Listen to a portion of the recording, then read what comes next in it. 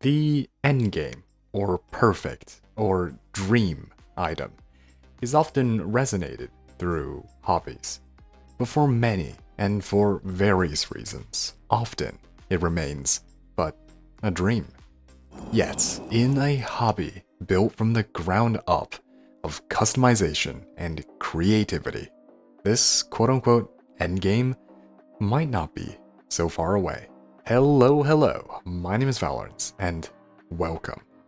If you're here to find the perfect sounding, marbly, thocky keyboard, unfortunately, this isn't it. If you're here seeking the ultimate 2 or 4 key light speed Hall effect OS gaming keyboard, unfortunately, this isn't it either. What we have here today seeks to be something more eccentric. Instead of just focusing on those 2 or 4 key optimizations, this is targeting the idea of a keyboard itself. But before I expand on that, I have to give the quick disclaimers like everyone else. All the products in this video were given to me for free, however, I am not being paid to endorse either of these products. In fact, I even reject an affiliate link for the keyboard, so rest assured, I'm not making any monetary benefit. Back on topic, what is this keyboard, and what makes it special? Well, on the surface, this is but another contemporary quote-unquote ergonomic keyboard with a seemingly gimmick feature. The keys are magnetically modular. Let me try and convince you why this is actually really cool. And actually, very significant. My past few videos were focused on exploring the role of these contemporary ergonomic keyboards. And to save you the time, formally the design inspiration for each, but more importantly, the real-world effects of each design. And I swear this is relevant. Hold on. The big thing was mainly that Rostag, the traditional keyboard, had some benefits often overlooked. And by equivalence, ergonomic styles provided some negatives overlooked. One of the most basic, for example, is simply key distances. Manufacturers love to brag that the ergonomic designs put keys closer to your fingers' resting positions. The home row. And first of all, that just isn't true for every key. In fact, some of the most important ones actually get worse. T and N stands out as some of the most. They're some of the most frequently used letters in English, and yet they actually move further away. And furthermore, for T especially, because on a non-split Rostag you approach the board with an angled hand, reaching for that T is more like just moving your index upwards rather than having to add lateral motion. All this to say, not everything is sunshine and rainbows. A second factor is something called alt fingering. Some of you may be surprised to learn that pressing C is traditionally supposed to be done with the middle finger. The reason that the index is such a commonly used alternative is simply because that feels natural, and that's actually not a bad thing. In the world of speed typing, this goes to a whole nother level, basically abusing this Rostag to be able to use complex, non-standard finger maps to gain that few extra words per minute. And I'd like to extend that this technique doesn't have to be limited to just speed typing. If you want to optimize ergonomics, you can do the same thing but for targeting comfort instead. None of this to say that the other designs don't have their benefits, but that perhaps there would be something better. Not everybody cares about speed typing, so what if we fully optimize for comfort? Or vice versa? What would that be like? Well, this is the DK6 Ergo, and as I mentioned, this keyboard has its keys being modular, which means we can move the keys however we want, as crazy as we want. But let's start tame. To put it simply, with this flexibility, we can just replicate those mainstream designs. In essence, you get 3-4 keyboards in one. And so, let's talk about the keyboard while I go through these. FYI, this isn't the actual kit, I'm only using this mainly because I'm already used to a small 40%-ish layout. This is what the full one looks like. Anyways, number 1 is of course a Rostag. So as you can see, despite the lines printed on the plate of the keyboard, you don't actually have to follow them like at all. You can just put the keys wherever you want, which is awesome. The case is fully CNC aluminum and the plate is some form of metal, which honestly should be expected for this thing's price of $370 as of the time of writing. I'm not gonna lie, that's a lot. It's a lot, especially in this market, but I'm not gonna say this justifies it for everyone. But it's actually not that much more than an Ergodox, and it's about the same as a Voyager. It also hits around the price for a fully customized Dactyl. This thing does come with a full assortment of switches and keycaps. And maybe, with the rest of this video, I can at least convince the person considering those premium options as to why something like this could be compelling. And for the rest of us mortal folks, I truly thank you guys for helping me get into this position so that I can even mess around with this type of products, so we can appreciate what this thing is capable of. Okay, roast tag done. I mean, I don't really know what to say. It's a roast tag, and I already talked about the potential in both this video and my previous one, so let's just move on to the next one. I think the single biggest praise I can give this keyboard is that it just works. In our current tech environment of big promises and flashy features, I don't know if it's just me, but I've gotten kind of accustomed to just expecting failures. But despite how eccentric this keyboard is, it just works. But I digress. Some people ask me if the modules could slip or whatnot. They don't. The magnets they use are really strong. Again, very good. I mean, I literally... Okay, actually, wait. I'm not gonna spoil that yet. Every key on this keyboard has its own memory module, which honestly makes it quite surprising that this thing doesn't cost that much more than those aforementioned keyboards, and all of them indeed saves key memory. Which means you can take a key from the left side of the keyboard and just plop it on the right, and it will hold its function. Okay, cold tag done. I actually do have something to say about this one, and it's that the pinky column. I've used an Iris keyboard for the majority of my time in this hobby. It was literally my first custom keyboard. But the big problem I had with it, and I still have with it, is that the pinky stagger just wasn't quite enough for somebody like me. My pinky's rather short. Of course, I understand the need for accommodation, but on a personal level, it just didn't feel like enough. And so with this keyboard, I finally got the chance to try out an actually fully sculpted Coldstack, and it does feel substantially better. Okay, on to the final one. And I've already spoiled it, and you've probably already noticed it. The Dactyl. Or, well, not fully... As you can see, the keys are tilted. And this is the second contributor to this video. 3D Keycap. And they made, well, exactly what their name sounds like they're gonna make. A 3D printed tilter. I'm just kidding, they do also actually make 3D printed keycaps. And what these things do is help replicate the tilted keys found on a Dactyl.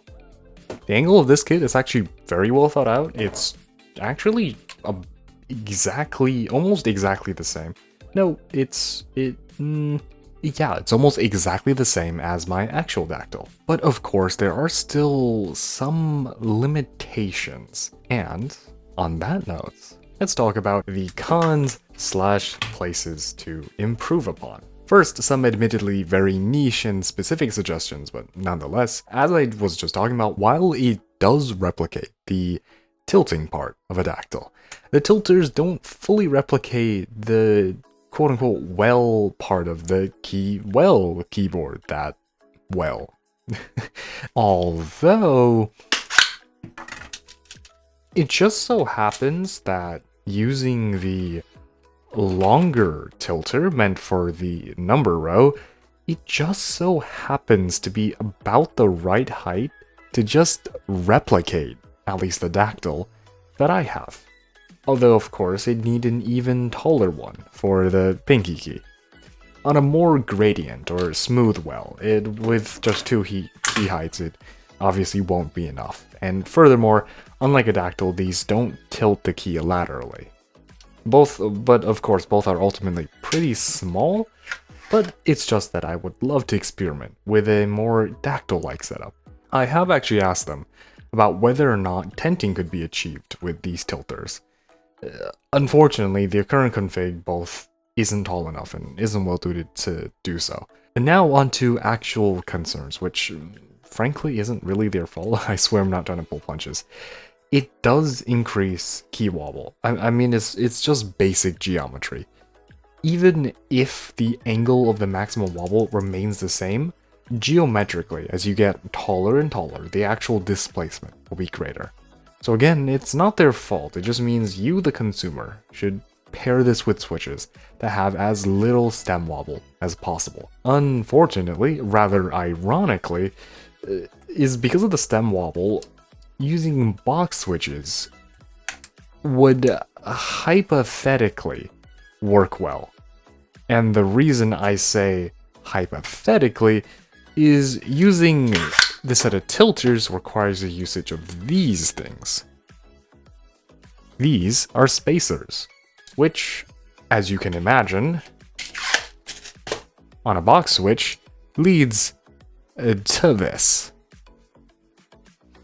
Now, I have actually been able to get them out, just that it requires quite literally breaking them, unless you have one of those angle tweezers. A little unfortunate. On the topic of these spacers and breaking them, they very openly, and I very much appreciate that, are switching to a more durable material than the ones they've provided me, or at least the ones I'm using of the ones they provided me. These ones are made of resin, and unfortunately they are indeed rather weak. I've broken quite a few. I've broken a few of them. Under the assumption that the PETG ones are the ones they intend to transition to, definitely no problems. These are not going to break. Now, onto the actual keyboard itself. For a few features I would like to see. I've heard some voice the request for this, but a low profile option would be really cool. Because of the innate height of these magnetic switches, magnetic housings, I guess, it just is really, really tall. And even using wrist rests, they are, well, a little bit too tall for usage. The only current option for this is, by the way, yes, these are hot swap, is to replace them with these medium low profile switches, which again, shout out to 3D Keycap for sampling these. These do fit, by the way, and they work, but just be warned that getting them out is kind of a challenge. Apart from that, a software update would be appreciated. The software only works on Windows natively, and it's kind of messy. And is also missing some modern features that QMK and the like have. The final one is kind of a stretch, but obviously, it would be really, really cool to have Hall effects. I know that ergonomic Hall effects are already hyper rare, but that would truly create the single best ultimate keyboard. But we can't have everything, can we? The single biggest quote-unquote upgrade or fix I'd love to see them add is adding a few smaller, taller rubber feet inside the box. You can reconfigure these legs such that a minor tent, but a tent nonetheless, can be realized, but it tilts slightly forward. Alternatively, it tends to rock back and forth. This unfortunately made it unpleasant enough for me to ultimately give up on it. Having some slightly longer rubber feet will help stabilize the rocking or not make this tilting as bad. Similarly, the base incline of the keyboard, fully at rest, because these are adjustable feet, by the way, even this is a little too much just because of the height of the modules, I'm gonna call it that. Again, having some slightly longer rubber feet placed on the bottom non-footed part would help with this. Or alternatively, just include all 4 legs. Lastly, some better switch options would be appreciated. The ones provided to me are the KO box reds, which are okay, akin to the previous generation stock switches. Some slightly nicer ones for this price range would be nice. Overall, both are good. if not great. They do as they advertise. They're both admittedly a little pricey, but understandably so. I think I've given the keycap all it needs, so now let's go a little deeper into the keyboard. Getting back to the topic of all the way back then, is there a quote-unquote perfect layout? Well, obviously not. Comfort is subjective inherently, and for speed typing, different people use different optimizations. But I can try and at least optimize for myself to try and demonstrate the process. To start, we're going to forego the first limiting factor, which is actually the software layout, that being QWERTY. I don't want to turn this into an alt layouts video, I promise one's in the works, but in its simplicity, alt layouts can theoretically improve comfort and efficiency by rearranging the letters. For comfort, this is done by placing more frequent letters on stronger fingers and better key positions. For efficiency, items like SFB, which stands for same finger bigram, which essentially are occurrences of consecutive finger usages like MY, for example, are minimized. Of course, a whole lot more is done, but just to keep things simple, for me, it amalgamated in this layout, Knight. If you want to read about it, I got the website linked in the description. It's still a lot of work to be done on it though. In any case, by optimizing for all of this just by using letter placement, Knight reduces the physical layout optimization needed by a lot, almost totally. The reason is, even though physical keyboard layout optimization can do a lot, there still are a lot of limitations with certain factors interfering with other factors, and it just becomes extremely complicated. Despite being much better than QWERTY in my opinion, like every other alt layout that exists, Knight has some remaining concerns. That being two of them, V and P. Let's start with a simple one. Knight uses this letter block. What stands out in particular is the placement of L on the top row and V on the bottom row. In speed typing corpora, like Type Racer or Nitro Type or Type GG, L_V, which basically means L, some letter here, and V is a somewhat common occurrence. What this results in on Knight with a specific letter placement is what is known as an FSS, or a full scissor skipgram. Basically, a full scissor occurs when two fingers are a full row apart. Some are better, some are worse, usually not involving indexes, generally worse. This pairing is akin to EX on QWERTY.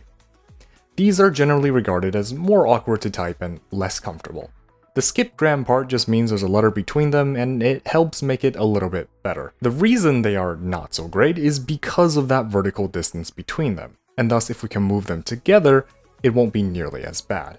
So starting on an ortho, as a base of reference, let's see how we can potentially improve this. Well, we have two options. Because this is on the middle and on the ring, we can either raise the ring column, or we could lower the middle column. So which one do we pick? Well, I'm gonna raise the ring column. And to answer why I don't lower the middle column, well, we need to talk about the second optimization, P.